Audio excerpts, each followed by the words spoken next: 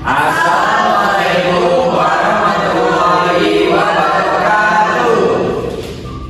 Kami dari kelompok 6 ingin mempresentasikan hasil analisis mengenai sistem informasi terkait center. Sebelumnya perkenalkan, nama saya Saskia Nandita Putri dengan NPM 2578365 dan rekan Saya Monika Rasatiola dengan NPM 2578324. Nama saya Selvi Dwi Viana dengan NPM 2578333. Saya Zafon Hafiz Mauladi dengan NPM 2578345. Saya Fahmi Widiansa dengan NPM 2578315. Saya Hafidul Dika dengan NPM 257836061. Saya Emily Fadila dengan NPM 2578354. Saya Imam Utama dengan NPM 2578351. Saya Jafar Farfati dengan NPM 2583120. Tujuan dari aplikasi ini yaitu agar mempermudah komunikasi antara kabin dan mahasiswa.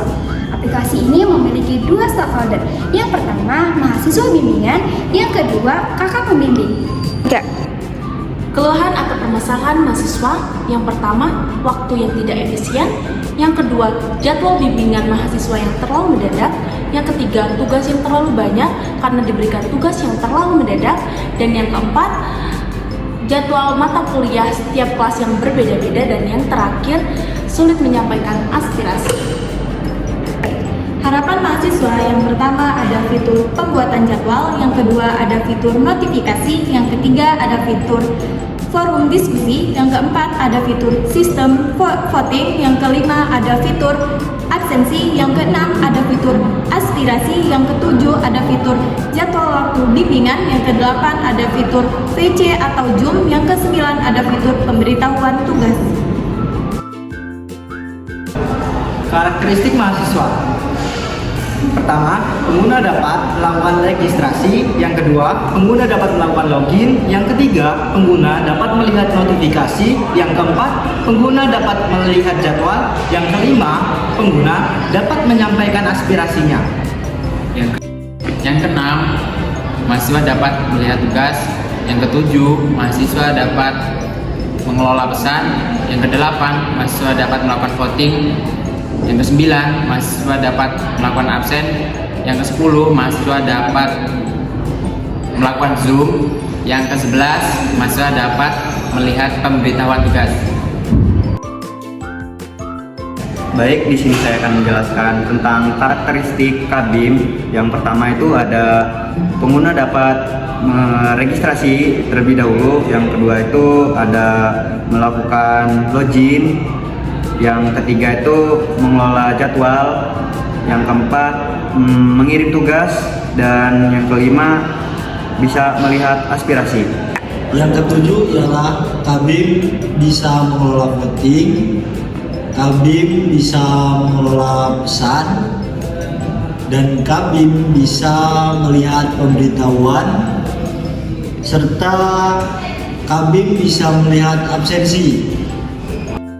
Dan ada fungsionalnya. Fungsional yang pertama, sistem dapat melakukan registrasi. Sistem yang kedua, sistem dapat melakukan login. Yang ketiga, sistem dapat menampilkan jadwal. Yang keempat, sistem dapat menampilkan notifikasi. Sistem dapat menampilkan tugas. Sistem dapat menampilkan absen.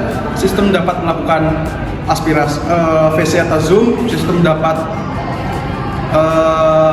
menampilkan absen. Kemudian ada sistem dapat mengelola pesan. Baiklah teman-teman, saya akan menjelaskan apa yang dapat dilakukan oleh mahasiswa dan Kabim melalui WSCAS. Pertama dari mahasiswa dulu ya. Mahasiswa dapat melakukan registrasi, mahasiswa dapat melakukan login, mahasiswa dapat melihat notifikasi, mahasiswa dapat melihat jadwal, mahasiswa dapat menyampaikan aspirasi, mahasiswa dapat melihat tugas, mahasiswa dapat menyampaikan pesan, mahasiswa dapat melakukan voting, dan mahasiswa dapat melakukan absen, mahasiswa dapat melihat absen, mahasiswa dapat melakukan VC atau Zoom, mahasiswa dapat melihat pemberitahuan tugas. Selanjutnya yaitu dari Kabim. Kabim dapat registrasi, Kabim dapat login, Kabim dapat melihat notifikasi, Kabim dapat melihat jadwal, Kabim dapat mengelola jadwal, Kabim dapat melihat aspirasi, Kabim dapat mengirim tugas, Kabim dapat melihat tugas, Kabim dapat Baiklah, saya akan menjelaskan tentang komponen-komponen yang ada di USCAS. Pertama yaitu judul, sistemnya sendiri yang berbentuk kotak ini, yaitu use case-nya sendiri. Ada juga aktor, ada juga association yang menghubungkan antara aktor dan use case. Sekian hasil dari presentasi kelompok kami akhiri. Wassalamualaikum.